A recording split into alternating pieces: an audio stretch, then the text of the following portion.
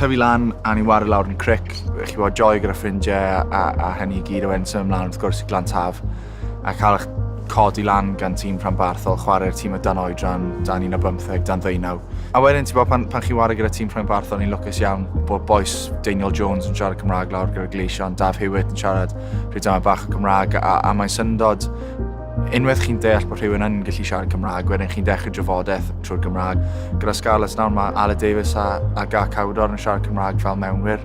Mae'n gyrru Harley Parks yn nuts os fi'n siarad Cymraeg dyn nhw ar y ca yn trio trefnu rhywbeth. Chwa maen nhw eisiau gwneud neu rhywbeth a dyw Parksy ddim yn deall, a wedyn mi'n troi Parksy a esbonio fe'n Saesneg a gan aml iawn, mae Scott Williams a John Fox, mae'r trio ni'n siarad Cymraeg dyn gilydd yn canol os oes angen gweiddi rhywbeth ni ddim really. Ni'n meddwl bod y gwrthwynebr yn deall, ond o'n i'n moyn trio cadw beth bynnag ni'n neud yn gyfrinachol. Wedyn mae bach Cymraeg yn dod mas pryd ni. Jyst y glas yn dod mlaen. Ie, dwi'n meddwl dro'n iaith cyd, iaith Cymraeg oedd o. Ond ambell un yn stryglo efo ambell i lythyren, ond na'r wahan un oedd yn iawn.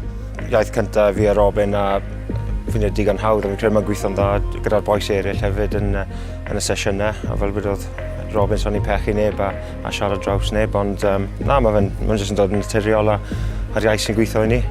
Un peth chi, Ken? Lyfli, da iawn. Oedd boes oedd wedi cael bach o addysg Gymraeg, ond ddim wedi siarad Cymraeg yn goreolaidd ers gadael ysgol neu beth. Oedd dim lot o hyder yn ei Cymraeg, ond chi bod, fi'n credu wnaethon nhw sylweddoli. Jyst cael yr hyder i wneud mwyn a dim byd fi'n credu yw'r peth bwysig yn y sefyllfa yna.